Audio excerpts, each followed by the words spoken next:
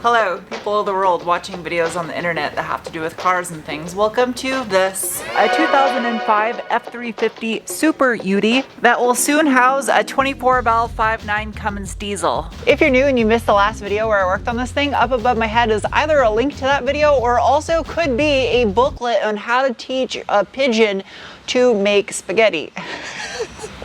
I got a box full of genuine Ford boxes. Genuine OEM parts. Oh, it came with the base. I thought it was just the lens. I already put the headliner in. That means I gotta take the headliner back down. When you read your tech data and you see the little blurb that says reassembly, reverse order of disassembly, there's a reason why someone wrote that in those instructions, and it's because of situations like this. I realized when I installed the headliner, I preemptively jumped the gun also because I forgot to put the cab caps back on. Beautiful! Las Vegas. That doesn't make any sense. Stuff sets up fast, so I gotta be quick. Just a dab will do. Basically just sticking it on the old foam. Not as hypercritical in a desert climate, but I mean, it still gets wet when you wash it, so. Cab cap. Ouch. Out my hand.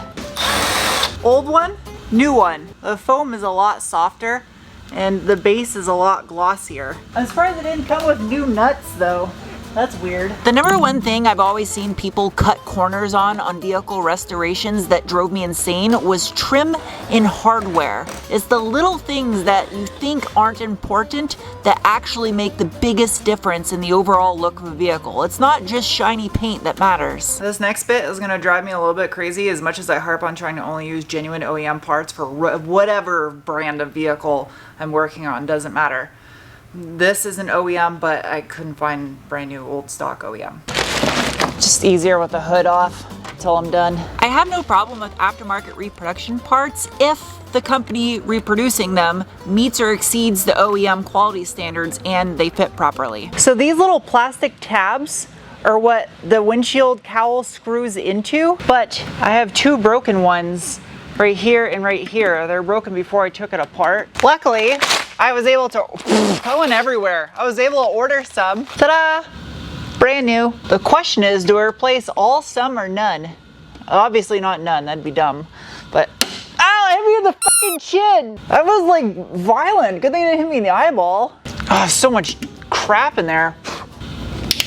These ones I can't really grab from the bottom. It's a little bit more of a pain. Look at all the dirt that was in there. If you're sitting here watching, wondering if I picked up those plastic tabs that shot off at Mach 30 across the shop, no. Then I'll find them 6 months from now and be like, what did this go to? The hell, I stepped in goo. It's a tape ball. You know, there are some aftermarket parts that they do a really good job reproducing them. And I would give this A-. Great job. So these actually can go in now, despite what you would think. Common sense would actually say these probably shouldn't go in yet, but amazingly they can. So I need those butt plugs. Where are they? Oh, this was disgusting. This is what keeps all the crap from getting in the cab too. This thing got so much more pliable just from cleaning it. 8mm Bounty. That doesn't make any sense. I don't remember if there was mud flaps on this thing. I don't think there is. All this dangling robot licorice has to attach to the top side of the fender liner. So these have to go in. These actually stay on when you're removing the cab. Ouch! Oh man, this fender liner is torn back here. It's missing a tab.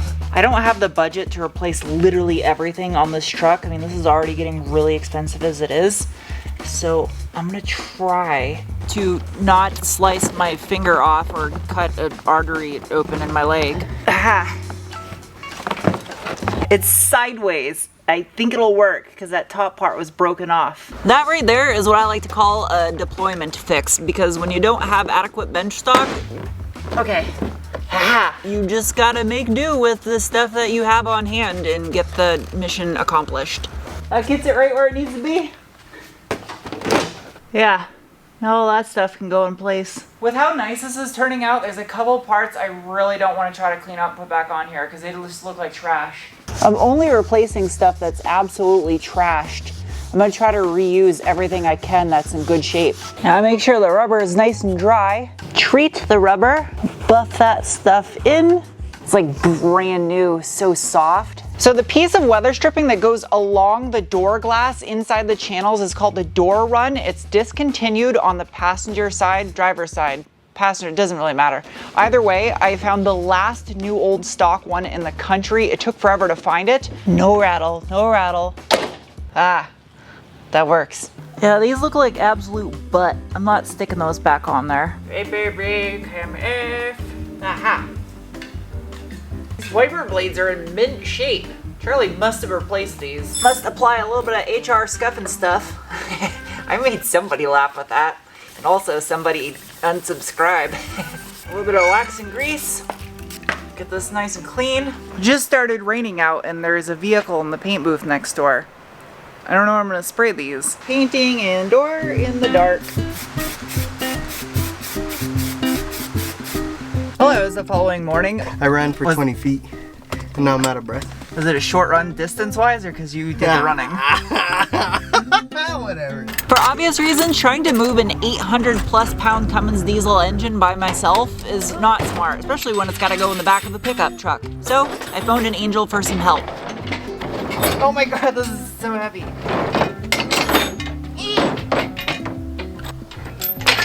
Yeah, that looks nasty. That can't go in the truck just looking like that. That needs to be cleaned. Ugh, I get soaked. Where's the engine?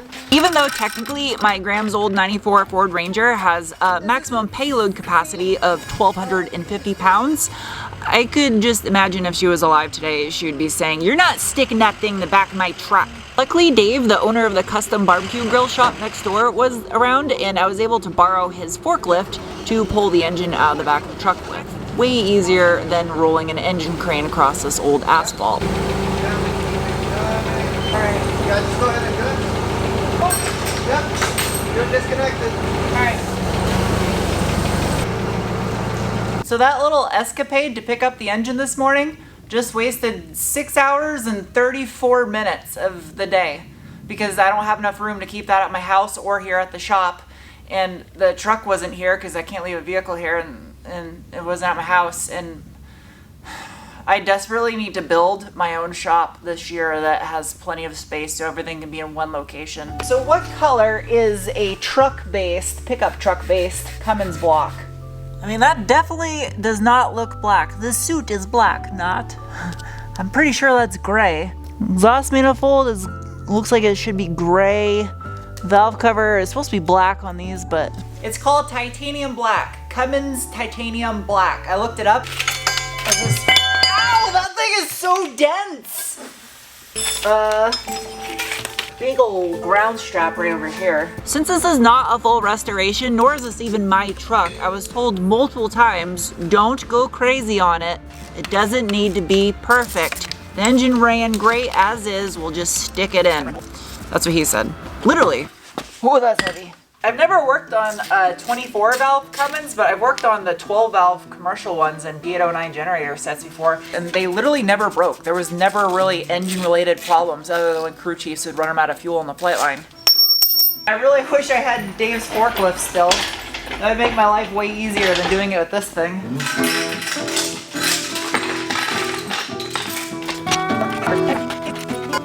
Someone's gonna be like, why don't you put this on an engine stand?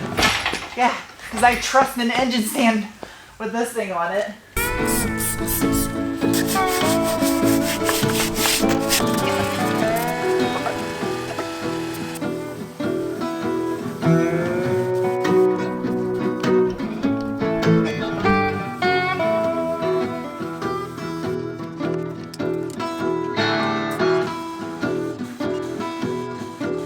I didn't realize how filthy this was. It didn't look that dirty when I was doing it at first.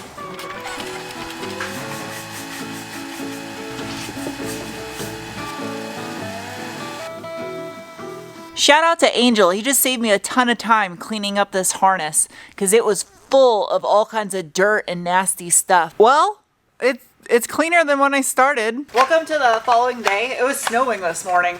It's a little bit chilly in here. I got a lot of work to do, so straight to it. This is going against every fiber of my being to not want to completely strip this engine down to nothing and prep it thoroughly and paint it in the paint booth with high-end quality paints. But I can't. And this is what proof of a paint job being 90% prep work is. This was not the hammer I was looking for, but it'll do. I really desperately need to organize my shop. Subtle little detail touches like masking off the freeze plugs, which are actually coated in zinc and not painted the color of the block, make it look like it was done professionally and not just hosed down with a super soaker full of paint. I honestly would like to try that and see if that works. Turbo. Ah, perfect size. I'm bad at half-assing things. I can't just do like good enough. Where do you draw the line on not tearing an engine down to paint it? Like, what is considered not torn down? I wouldn't even call this half-ass, this, or even quarter-ass. This is like booty short, smidge of ass.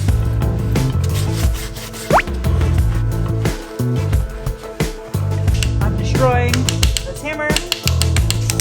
There are a few things that I am not bothering to mask off because they're either getting replaced with new parts or they will be removed, sanded, blasted, and then repainted separately from the engine block. I've wasted so many trash bags.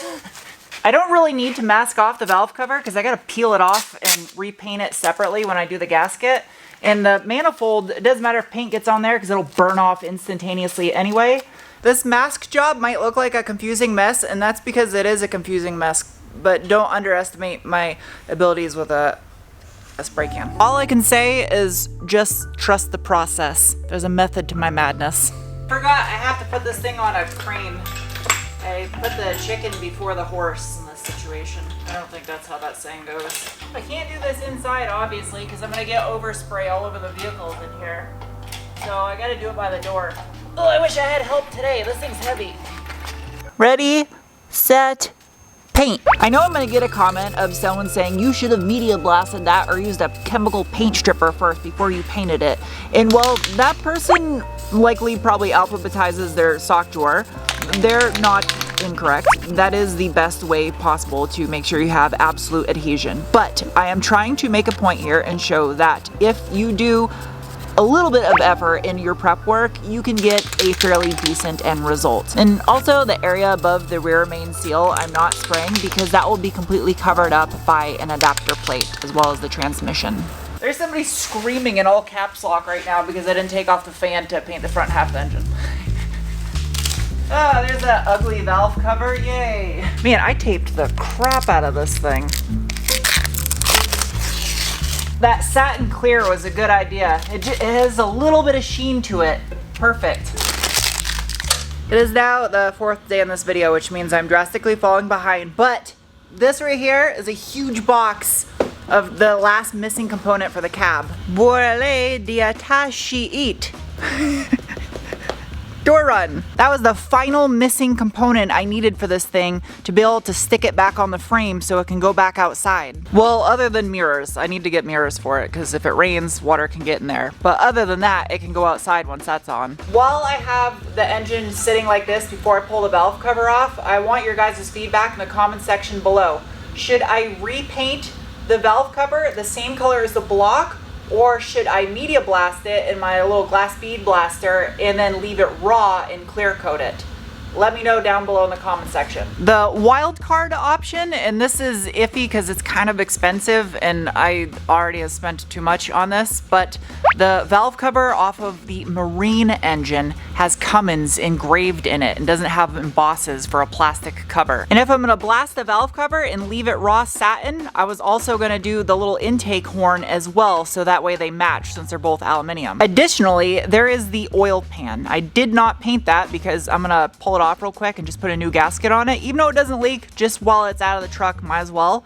Should I paint that the same color as the block or leave it satin black? I'm drastically falling behind right now. I gotta start prepping the shop for a car view. I do try to do too much work in one video. It's the death of me. I'd be an idiot to not do a little bit of basic maintenance on this too before it goes in the truck. The stuff up here in the accessory drive, I'm gonna replace too, just because no one likes a squeaky belt. Seriously, like the easiest water pump in the world to replace. That's the beauty about these Cummins engines. Like, I like the 6 liter that came out of this thing. I know a lot of people say, oh, they're not reliable, whatever. They sound amazing. But what's great about these is you can literally work on one of these engines on the side of the road with basic tools. Whereas the 6 liter, it's crammed in that engine bay and it's a lot harder to work on the side of the road. I'd be really sad if this thing pees all over my floor. It should be drained, but we all know that there's probably a bunch of coolant behind this. Hey! I didn't get soaked. Honestly, this water pump was probably not that old, but you can never be too careful. This thing was pretty well maintained by the looks of it. That's honestly the best feeling in the world when you tear apart an engine or something mechanical on a vehicle you haven't owned since brand new, and you can tell it was well maintained by whoever had it in the past. I love that. In addition to that, also got brand new idler pulley. Alright, let's see. These things got huge belts. So with this conversion, I'll retain the AC compressor from the Cummins, but the alternator is going to be from the F350. Which means that I'm putting this belt on for absolutely no reason right now because the F350 6 liter alternator is not here. So in the next and possibly last video before this engine and the cab are on the frame again, valve cover, gaskets, gonna get redone. A couple more accoutrements need to go on here, like door handles. I got the emblems and weather stripping, and I should be timing it just right that the engine will be back once that's done and I can get going on the Celica and get this thing fired up maybe for the first time here soon. It'll definitely be a couple months until the Celica is fully finished and I can get started on the next project, but I need to do a little hiatus in between projects for a break before I lose my shit because I work myself stupid 7 days a week. I need to do a light project, a little something, so I don't go crazy. Please, thank you. I'll see you guys soon with another video. Bye.